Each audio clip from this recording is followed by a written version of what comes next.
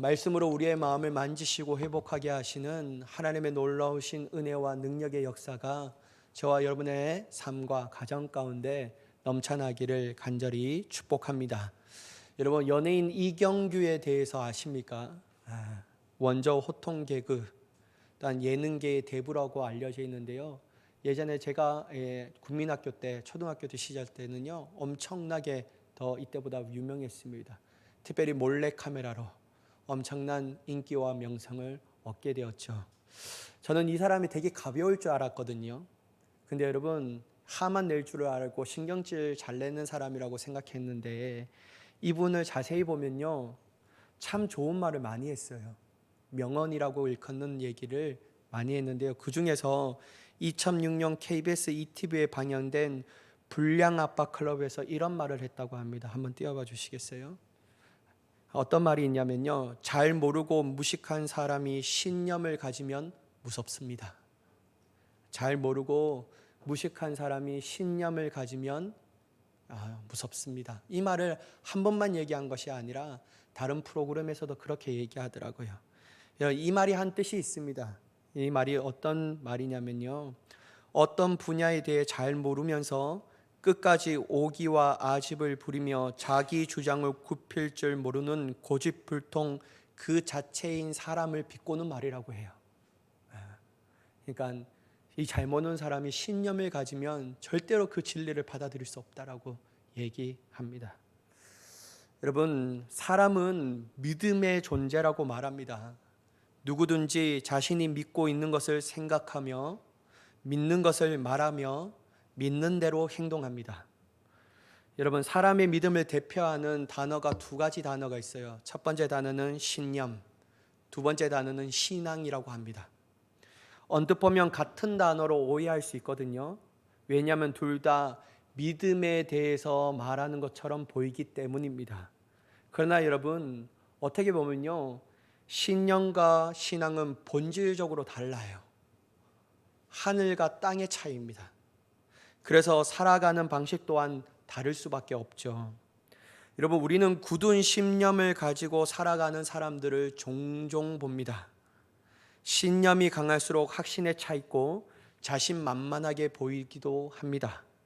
그렇기에 이러한 사람들을 보며 부러울 때도 참 많다라는 것이죠. 그렇다면 여러분, 신념은 도대체 무엇일까요? 신념은 믿을 신에 생각할 염에 한자를 쓴다라고 말해요. 사전적으로 의미를 보면요, 굳게 믿는 마음이라고 정의합니다. 그래서 신념은 자신이 믿고 있는 가치, 사상, 제도, 힘 등을 뜻하고 있어요. 어떤 사람에게는 도덕적인 가치와 기준이 자신의 신념이 될 수 있습니다. 또한 어떤 사람은요, 자신이 소유하고 있는 물질이나 힘을 신념의 일부로 생각합니다. 또 어떤 사람은 자라온 환경과 제도, 그리고 자신의 정신세계에 영향을 준 지식과 사상도 신념이 될 수 있다는 거예요. 이러한 사람들은 이러한 신념을 일종의 삶의 기준으로 자리 잡고 그것에 따라 행동하고 말하고 살아갑니다. 그러니까 여러분, 신념은 자기 자신으로부터 나온 모든 것들을 따라 나아간다라고 할 수 있죠. 그렇다면 여러분, 신앙은 무엇일까요? 신앙은요, 말 그대로 우러러 믿는 것이라고 할 수 있어요. 내가 닿을 수 없는 존재인 하나님을 우러러 믿는 것을 신앙이라고 합니다. 그래서 신앙의 기준은요, 10년과 달리 내가 기준이 아니라 하나님이 기준이 될 수밖에 없죠. 그렇기에 기독교에서 믿음을 신념이라고 하지 않고 신앙이라고 합니다. 신념은 나의 노력이나 경험적으로 얻은 가치와 기준에 생겨난 것이라고 한다면, 신앙은 전적으로 위로부터 오는, 즉 하나님으로부터 오는 것이라고 할 수 있어요. 그래서 여러분, 성경에 보면 믿음은 하나님의 선물이다 라고 말해요. 믿음은 하나님의 선물이다. 여러분, 지난주에 말씀드렸지만 신앙과 믿음을 주시는 분도 하나님이시고 우리의 신앙을 견고하게 하시는 분도 누구시라고요? 하나님이시다. 그게 여러분, 우리 지난주에 나눴던 말씀이죠. 그런데 여러분, 문제가 뭐냐면요, 신앙을 신념으로 하는 사람들이 많다라는 거예요. 자꾸만 자신의 신앙을요 신념의 틀에 맞추려고 한다라는 겁니다. 쉽게 말하자면 자기의 신념대로 신앙생활을 하는 사람들이 참 많다라는 거예요. 이게 여러분 참 어려운 문제입니다. 그래서 신념의 틀로 성경을 해석하고 신념대로 믿고 신념에서 벗어나면 신앙이 틀렸다라고 말하고 순전히 자기의 식대로 열심을 다하여 믿는 사람들이 있다라는 거예요. 근데 여러분 신념은 신앙이 될 수 없습니다. 그리고 여러분 그 신념을 따라 자꾸만 믿는 사람들은 어떻게 생각하냐면 자기는 잘 믿는다라고 착각해요. 한마디로 여러분 신념을 따라 신앙생활하는 사람은요 하나님을 만족하는 것보다도 누구를 만족하는 신앙이냐면요 자신을 만족하는 신앙. 내만 만족하면 돼요. 그러면 신앙생활을 잘하고 있다라고 생각하죠. 여러분 오늘 우리가 읽었던 사람이 바로 베드로였어요. 베드로가 바로 좀 전 앞에 신앙으로 나아갔는데 방심하니까 신념으로 무너진 사람이 될 수밖에 없다라는 것이죠. 여러분 지난주 설교에서 하나님께 주신 은혜로 위대한 신앙을 고백한 사람이 베드로였습니다. 어떤 고백입니까 여러분? 주는 그리스도시요. 여러분 이거는요 안 보고 우리가 해야 합니다. 주는 그리스도시요 뭐라고요? 살아계신 하나님의 아들이십니다. 여러분 기독교의 가장 위대한 고백이에요. 어떤 것과도 바꿀 수 없는 우리의 주체성을 얘기하는 고백이라는 것이죠. 주는 그리스도이십니다. 그리고 예수님은 하나님의 아들이십니다. 그것도 살아계신 하나님의 아들. 이런 얼마나 위대한 고백을 했습니까? 그래서 여러분 예수님께서는요 이러한 베드로의 신앙을 고백을 들으시고 친히 그에게 위대한 복을 선포해 주셨어요. 여러분 지난주 좀 복습해 볼까요? 첫 번째 여러분 베드로에게 베푸신 위대한 복이 뭘까요? 다 잊어버리셨습니까 여러분? 뭐죠? 시몬에서 베드로로 바꾸셨다. 존재의 가치를 바꾸시는 하나님의 위대한 예수 그리스도의 위대한 복. 두 번째는 뭘까요 여러분? 주님의 교회로 세워주셨다. 또한 세 번째는 뭐냐면 음부의 권세에 이기지 못하는 지옥의 권세도 이기지 못하는 영원하고 굳건한 승리를 베드로에게 주셨다. 세 번째는 여러분 네 번째는 뭡니까? 천국의 열쇠를 받는 복이라고 얘기하죠. 자격 없는 우리가 하나님의 나라에 들어갈 수 있는 복, 그게 바로 위대한 신앙으로부터 나온다. 그 다음에 다섯 번째는 뭐냐면요 기도 응답의 약속의 복이었어요. 하늘에서도 땅에서 매면 어디에서도 매인다고요? 하늘에서도 매일 것이다. 그게 뭐냐면 주님이 우리가 하는 기도를 절대로 외면하지 아니하시고 들어주신다라는 거예요. 이러한 위대한 복을 받았죠.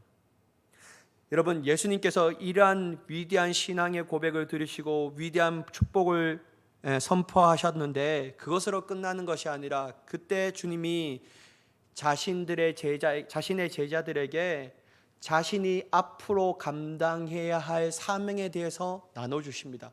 그전에는 안 나눠주셨거든요. 이때부터 자신이 앞으로 감당해야 할 사명을 말씀하십니다. 21절의 말씀인데요. 한번 읽어보도록 하겠습니다. 같이 읽겠습니다. 시작. 이때로부터 예수 그리스도께서 자기가 예루살렘에 올라가 장로들과 대제사장들과 서기관들에게 많은 고난을 받고 죽임을 당하고 제3일에 살아나야 할 것을 제자들에게 비로소 나타내시니. 여러분 예수님은요 제자들에게 자신이 앞으로 감당해야 할 사명인 자신이 장로와 대제사장과 서기관들에게 많은 고난을 받고 또한 어떻게 해요? 죽임을 당하고 제3일에 살아날 것을 말씀하셨어요. 여러분 이걸 축약하자면 뭘까요? 복음에 대해서 얘기하셨죠. 복음적 사명을 얘기하십니다. 그런데 여러분 우리가 주의해야 보아야 할 단어가 있어요. 그게 뭐냐면요 이 시간적 단어거든요. 21절에 이때로부터 얘기하셨다라는 거예요. 이것은 베드로의 위대한 신앙의 고백과 위대한 축복을 받은 사건과 시간적 간격이 있다라는 것을 얘기하지 않습니다. 바로 직후에 주님이 위대한 사명을 알려주신 것이죠. 그렇다면 여러분 바로 직전에 위대한 신앙의 고백과 신앙의 축복, 위대한 축복을 받았던 이 베드로는 바로 일어났던 예수님의 사명에 대하여 말씀하실 때 어떠한 반응을 하였냐라는 거예요. 여러분, 베드로가 예수님의 복음적 사명을 듣고 나서 맞습니다 주님, 당신이 이러한 위대한 사명을 가지고 이 땅에 오셨군요. 당신이 온전한 그리스도이군요. 정말 내가 앞에 고백했던 그 하나님의 살아계신 아들이십니다. 주여 죄 많은 우리를 구원하소서. 내가 당신이 가는 그 길 가운데 끝까지 동참하겠습니다 라고 말했을까요? 여러분, 문맥상을 보면요, 이러한 반응을 보이는 것이 베드로의 자연스러운 반응이었습니다. 그런데 오늘 본문의 말씀을 보면요, 의아하다라는 거예요.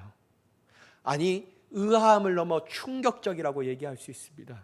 여러분, 22절의 말씀을 함께 읽어보도록 하겠습니다. 시작.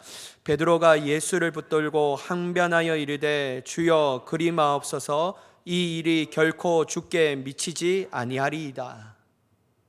여러분, 베드로가 예수님을 붙들고 뭐라고 얘기하냐면 절대로 그럴 수 없다라는 거예요. 무슨 말입니까? 안 돼요. 절대로 그런 일이 주님 앞에 일어나면 안 됩니다라고 막 항변하는 거예요. 그런데 여러분, 개역 개정판의 모습을 보면요, 우리가 볼 때 그냥 주님 앞에 이렇게 얘기했구나 라고 생각하는데, 헬라의 원문과 영어 성경의 버전을 보면요 좀 더 심각합니다. 헬라의 원문을 보면요, 예수를 붙들고 항변하다라는 이 문구 중에 이란 단어가 있어요. 프로슬람 바노라는 단어가 있거든요. 이게 뭐냐면요, 붙들고 한쪽으로 데려가다, 그리고 붙들어 잡다라는 거예요. 그러니까 여러분, 예수님이 요 앞에서 자신의 복음적 사명을 얘기했어요. 근데 베드로가 예수님을 확 잡고 데려가는 거예요. 그리고 여러분, 또 단어가 등장하는데 에피티마오라는 헬라어 단어가 등장합니다. 이게 뭐냐면요, 심하게 나무라다, 강하게 경고하다, 특별히 여러분 더 충격적인 단어가 뭐냐면 벌하다라는 뜻을 가지고 있어요. 이야, 대단하죠? 붙들고 데려가서 엄청나게 뭐라 그러는 거예요, 예수님한테. 그것도 아주 강한 어조로 막 벌 주는 것처럼 막 하고 있다라는 거예요. 근데 여러분, 영어 성경에 보면요, 23절에 영어 성경 한번 띄워봐 주시겠어요? 여러분, 다는 안 읽겠습니다. 여러분, 제가 영어를 읽으면 잘하겠는데, 요 단어네요. 어떤 게 있냐면요, 이 to revoke이라는 단어가 있어요. revoke이라는 단어가 있거든요. 이 단어는 여러분들 우리가 잘 알다시피 어떤 단어이냐면요, 질책하다, 꾸짖다라는 뜻을 가지고 있는 거예요. 다시 말해서 여러분, 베드로는 예수님의 순한 예고에 대하여 격하고 아주 죽일 듯이 따지고 있다라는 거예요. 마치 여러분, 어느 정도로 생각되냐면요, 내가 예수님보다 더 위에 있다라고 생각하는 거예요. 아주 선생님이 여러분, 부모가 자녀를 나무라듯이 막 강하게 나무라는 거예요. 사랑하는 여러분, 상상이 가십니까? 그 앞에 축복받았어요. 시간적 간격이 5시간 뒤에, 이게 아니에요. 바로 뒤에 일어난 일이에요. 근데 여러분, 베드로가 이런 모습으로 막 하니까, 여러분, 이게 정말 어떻게 일어날 수가 있을까? 너무 충격적이잖아요. 근데 여러분, 다른 제자도 아니고 베드로가 이렇게 함부로 예수님을 대하는 것에 저는 너무 읽고 충격을 받았습니다. 예수님은 이런 반응을 보이는 베드로에게 뭐라고 얘기할까요? 강한 어조로 다음과 같이 23절에 말씀하십니다. 제가 봉독하겠습니다. 예수께서 돌이키시며 베드로에게 이르시되 사탄아, 내 뒤로 물러가라. 너는 나를 넘어지게 하는 자로다. 내가 하나님의 일을 생각하지 아니하고 도리어 사람의 일을 생각하는도다 하시고. 분명 여러분, 앞에서 예수님께서 베드로에게 뭐라고 얘기했죠? 바요나 시몬아, 내게 내가 복이 있도다. 바로 앞에서 여러분, 베드로에게 바요나 시몬아, 내가 복이 있도다, 복을 축복하셨던 예수님이셨어요. 그 동일한 입술을 가지고 예수님이 뭐라고 얘기하냐면 사탄아, 내 뒤로 돌아가라. 너는 나를 넘어지게 하는 자로다. 하늘과 땅의 말을 하고 있다요. 차이의 말을 하고 있다라는 것이죠. 반석에서 사탄으로 질책받고 있다라는 것입니다. 사랑하는 여러분, 도대체 왜 베드로는 이렇게 행동하였을까요? 도대체 무엇이 그를 그렇게 만들었을까요, 여러분? 저는요, 오늘 이 모습을 보면서 단 하나예요. 바로 자신의 신념으로 주님을 바라본 겁니다. 그는 십자가와 부활이라는 복음으로 말미암아 우리를 죄에서 구원하시고 사망의 권세를 깨트리는 영원한 생명을 주시는 주님으로 바라보지 않았습니다. 그는 여전히요, 정치적인 메시아라는 신념으로 주님을 바라본 거예요. 여러분, 23절에서 주님께서 하신 말씀을 보면 그것이 맞다라고 생각할 수밖에 없거든요. 왜냐하면 여러분, 예수님께서 분명히 베드로에게 이렇게 한 행동의 이유에 대해서 얘기합니다. 23절 후반부에 보시면요, 내가 하나님의 일을 생각하지 아니하고 무엇을 생각한다고요? 도리어 사람의 일을 생각하느냐. 베드로는요, 믿음으로 주님께서 주신 은혜와 뜻과 기준으로 따라 행동하지 않았습니다. 오직 자신의 신념, 주관적인 판단과 생각, 그리고 자신이 내린 절대적이라고 생각하는 결론을 가지고 주님 앞에 얘기하는 거예요. 그러니까 여러분, 주님이 뭐라고 하냐면 너가 하나님의 일을 생각하지 아니하고 어찌 사람의 일을 생각하느냐, 그렇게 얘기하는 거예요. 그러니까 여러분, 다로 말하면 네가 믿음으로 하지 않고 어찌 신념으로 나에게 그렇게 얘기하느냐라고 말한다라고 할 수 있다라는 것이죠. 그러므로 여러분, 우리는 이러한 베드로의 모습을 통해서 자신의 신념으로 신앙생활하는 것은 결국 하나님의 일을 생각하지 않고 그 뜻을 위하여 사는 사람이라고 얘기하지 않을 수가 있다라는 거예요. 내가 신념으로 신앙생활하면요, 결국 하나님의 일을 위해서 하는 사람이 아니라는 거예요. 결국 나를 위해서 하는 사람이에요. 그리고 여러분, 신념을 가지고 신앙생활 한다면요, 한순간에 우리는 어느 순간에도 넘어질 수밖에 없다라는 겁니다. 분명 내가 전에는 내 믿음이 충만했는데 어떻게 이렇게 한순간에 넘어질 수 있습니까? 목사님, 그건 말이 안 되죠. 아니에요, 여러분. 베드로가 그 증거하지 않습니까? 베드로가 끝까지 믿음으로 가지 않으니까 잠시 정신을 팔아 신념으로 주님을 바라보니까요, 반석에서 사탄이라는 질책을 얻게 되는 거예요. 여러분, 그래서요, 신념으로 신앙생활하면요, 날마다 넘어질 수밖에 없습니다. 날마다 넘어질 수밖에 없어요. 베드로는 자신이 좀 전에 했던 위대한 신앙의 고백이 자신의 힘으로 나오지 않았다라는 예수님 말에 좀 더 귀를 기울이고 모든 것이 하나님의 역사라는 사실을 더욱더 알았다라면 겸손히 주님께서 하신 말씀을 귀를 기울여야 합니다. 그러나 그 은혜가 사라지고 자신의 신념을 꺾지 않고 버리지 아니하니까 순식간에 타락해 버립니다. 하나님의 일을 가로막는 사람이 되었고요, 자신의 신념으로 생각하고 행동하는 사람으로 넘어지게 되었다라는 거예요. 여러분, 그래서요, 믿음은요, 한순간이에요. 주님께서 한순간에 우리의 믿음을 주시기도 하시고요, 우리는 우리의 한 신념의 한순간으로 믿음이 타락하기도 합니다. 그러면 여러분, 찰나예요, 찰나. 그걸 인지한다면요, 믿음을 주시는 하나님의 은혜를 바라보며 날마다 믿음으로 살아가는 자가 될 수밖에 없는 것이죠. 내가 어제의 믿음으로 오늘을 살아갈 수 없구나. 그래서 오늘도 우리에게 주신 하나님의 은혜의 믿음을 사모해야 되는구나. 믿음을 주시는 자는 내 안에서 일어나는 것이 아니라 하나님의 은혜로부터 나오게 되었구나. 그러니까 여러분, 베드로가 이 말을 더욱더 주의 깊게 들었으면요, 주님이 하신 말씀에 주님의 의도가 있구나 라고 생각해야 되는데 여전히 자신의 신념을 꺾지 못한 거예요. 사랑하는 여러분, 좀 전에 큰 은혜를 받음으로 위대한 신앙의 성숙을 이룬 사람이었지만 마치 롤러코스터를 타는 사람처럼 순식간에 밑으로 떨어지는 사람이 될 수밖에 없습니다. 여러분, 어느 정도로 떨어지는가, 그건 여러분 우리의 상상도 할 수 없는 거예요. 이처럼 신념으로 신앙생활을 하는 것은요, 우리에게 어마어마한 부정적인 결과를 나타냅니다. 그러므로 여러분, 우리는 항상 이 성경 구절을 기억하며 가슴에 새겨야 합니다. 저는 항상 이 성경 구절을 내 가슴에 새기기를 원해요. 뭐냐면요, 고린도전서 10장 12절의 말씀인데 한번 띄워봐 주시겠어요? 함께 읽겠습니다. 시작. 그런즉 성줄로 생각하는 자는 넘어질까 조심하라. 베드로는 선줄로 생각했어요. 그것도 여러분, 그거 너에서 나온 게 아니야. 하나님의 은혜야. 이걸 기억해야 되는데요. 막 충만하죠. 얼마나 위대한 축복을 들으니까요, 어깨에 힘이 들어가는 거예요. 그러니까 자신의 선줄로 생각한 거예요. 근데요, 바로 넘어지는 거예요. 여러분, 이러한 예는요, 엄청나게 성경에서 많이 찾아볼 수 있습니다. 특별히 여러분, 구약에서 대표적인 예가 누구일까요? 인물이 누구일까요? 저는요, 단언컨대 이스라엘 초대 왕 사울이라고 생각합니다. 그는 하나님의 은혜 안에서 처음엔 너무 겸손했어요.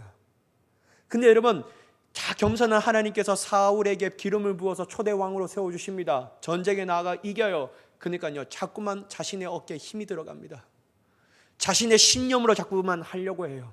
그러니까 여러분, 분명히 제사장이 해야 할 예배의 직무를 자신의 신념으로 너무 안 오니까요, 사무엘이 안 오니까 자기가 막 신념으로 하게 되는 거예요.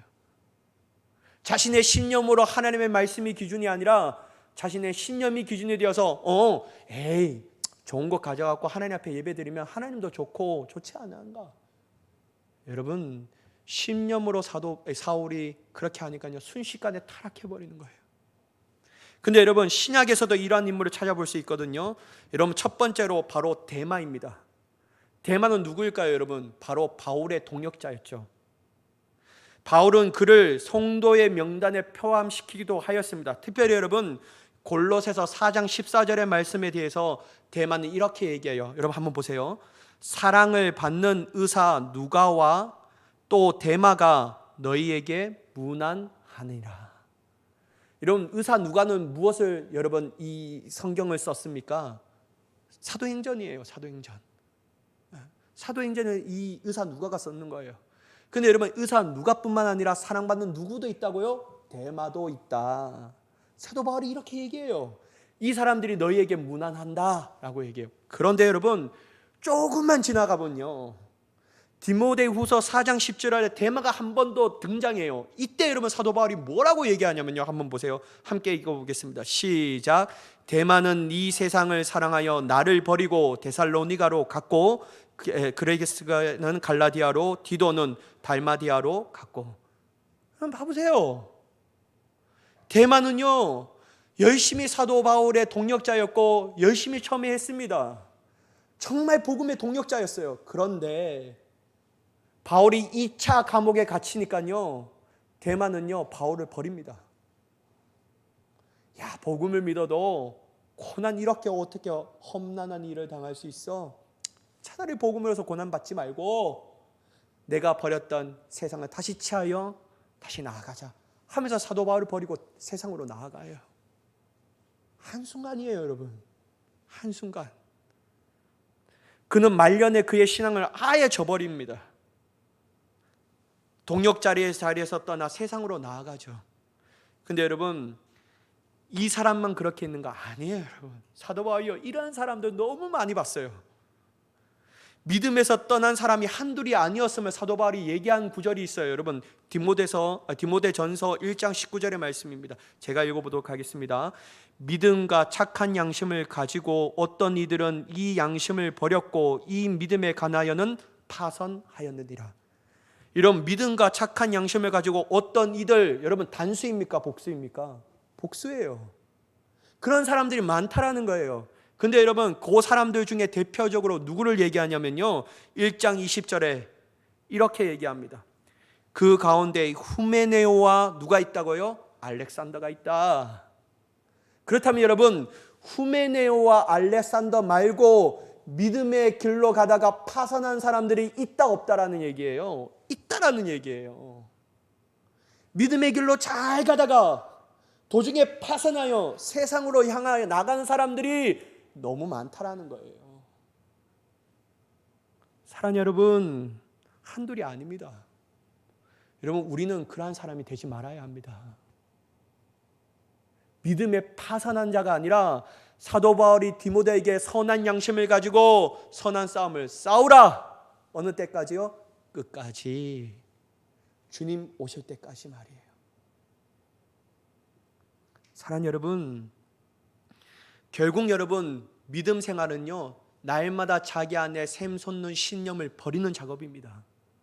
이거 안 버리면요, 언제든지 우리는 성경에 나온 인물처럼 믿음에 파선하는 자가 될 수 있다는 거예요. 세상을 버렸던 세상을 다시 취하는 자가 될 수 있다는 거예요. 그렇다면 여러분, 우리의 신념을 내려놓는 방법, 오직 하나님의 일을 생각하며 믿음으로 살아가는 방법은 어떻게 할 수 있을까요? 24절의 말씀을 보실까요? 25절과 우리 함께 읽어보도록 하겠습니다. 시작. 이에 예수께서 제자들에게 이르시되 누구든지 나를 따라오려거든 자기를 부인하고 자기 십자가를 지고 나를 따를 것이니라. 누구든지 제 목숨을 구원하고자 하면 잃을 것이요 누구든지 나를 위하여 제 목숨을 잃으면 찾으리라. 여러분 앞에 말했던 것처럼 뭡니까? 신념을 버리라는 거예요. 자기 중심적인 태도를 버리고 예수 그리스도를 따르라라는 거예요. 그게 여러분 어떤 방법이냐면요, 첫 번째, 날마다 자기를 부인하라라고 얘기해요. 이 말은 다른 말로 어떤 말이라고 할 수 있냐면요, 자기 자신에 있는 이기적인 욕망과 생각과 주장, 그리고 죄로 말미암아 부패한 옛자아, 옛사람을 주님의 십자가 앞에 날마다 굴복시키라 라는 말이에요. 그래서 여러분 사도 바울은 로마서 6장 6절에 다음같이 분명히 말씀하십니다. 제가 읽어보도록 하겠습니다. 우리가 알거니와, 여러분 여기서 우리는 누구이죠? 로마서 믿는 성도들을 얘기하는 거예요. 여러분 믿지 않은 사람을 얘기하는 게 아니에요. 믿는 성도들에 대해서 얘기하는 거예요. 우리가 안다. 너 알지 않냐? 우리의 옛사람이 예수와 함께 어디에 못 박혀 죽었다고요? 십자가에 못 박혀 죽었나니. 죽인 것은 제 몸이 죽어 다시는 우리가 누구에게 종로로 타지 않는다고 말합니까? 제 종로로 타지 않게 합니다. 신념에 사로잡힌 자가 되지 않는다. 너 이거 알지 않냐? 너희가 예수님 처음 믿을 때 너희 옛자는 십자가에 죽었지 않냐? 너희 신념은 죽었지 않고 믿음이 다시 태어나지 않았냐? 이거 얘기합니다. 또한 여러분 로마서 6장 11절에 또 한 번 이렇게 얘기해요. 사도 바울이. 여러분 한번 제가 읽겠습니다. 이와 같이 너희도 너희 자신을 죄에 대하여는 죽은 자요. 다른 말로 바꿔 말하면 어떻게 얘기하시죠? 신념에 대해서는 죽은 자요. 그리스도 예수 안에서 하나님께 대하여는 살아있는 자로 여길지어다. 제발 죄에 대해서는, 신념에 대해서는 반응하지 말고 하나님에 대해서만 반응하라는 거예요. 여러분 갈라디아서 2장 20절, 여러분 할 수 있는 대로 이 구절은 외워야 합니다. 진짜 여러분 꼭 외우세요. 다른 것은 다 못 외워도 요한복음 3장 16절이랑 이 구절은 여러분 할 수 있는 대로 외워야 합니다. 누가 건드리면요, 갈라디아서 2장 20절 한번 얘기해 보세요. 끊임없이 얘기할 수 있는 사람이 되어야 돼요. 꼭 외우세요. 여러분 한번 같이 읽어보도록 하겠습니다. 시작. 내가 그리스도와 함께 십자가에 못 박혔나니 그런즉 이제는 내가 사는 것이 아니요 오직 내 안에 그리스도께서 사는 것이라.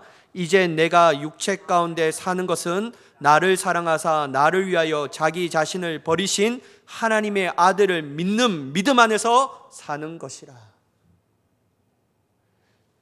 여러분 갈라디아서 2장 20절에 사도 바울이 딱 나누었어요. 예수는 믿기 전에 우리가 어떤 모습으로 살아갔는지, 예수 믿고 나서는 어떤 모습으로 살아가야 하는지에 대해서 완전히 삶의 방향성이 바꾸었다고 말합니다.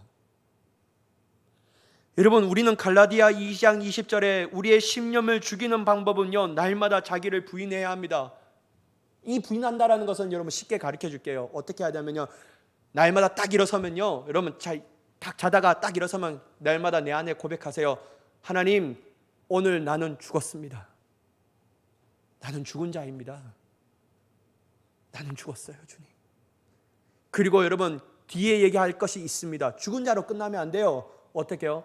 예수님만이 내 안에 사셨습니다. 이게 여러분 나를 부인하는 삶이에요.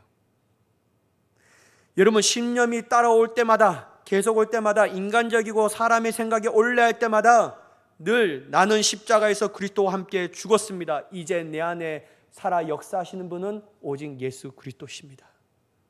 그게 고백되어져야 돼요. 물론 여러분, 이것으로 그치지 않아야 합니다. 그리고 우리는 철저히 자신의 십자가를 지고 주님을 따라가야 하는 거예요. 여러분, 고백만 하지 말고 따라가야 돼요. 따라가야 돼요. 여러분, 이러한 삶은 갈라디아서 2장 20절 나오는 후반부의 고백입니다. 이제 내가 육체 가운데 사는 것은 나를 사랑하사 나를 위하여 자기 자신을 버리신 하나님의 아들을 믿는 믿음 안에서 사는 것이니라. 내가 살아가야 할 방향은 믿음 안에서 사는 거예요. 누구를 위하여? 나를 사랑하사 자기 자신을 버리신 예수 그리스도를 믿는 믿음 안에서 사는 것이라. 사랑하는 여러분, 오직 주님이 우리의 왕이 되셔야 할 줄 믿습니다. 주님을 신뢰하는 믿음으로 살아가야 할 줄 믿습니다. 날마다 자신의 연약함을 인정해야 합니다. 그것을 십자가로 생각하며 지고 온전히 예수님을 믿는 믿음으로 주님이 원하시는 삶을 살아가는 자가 되어야 할 줄 믿습니다. 물론 잘 되지 않습니다. 하지만요, 그렇게는 발버둥 좀 쳐야 되지 않겠습니까?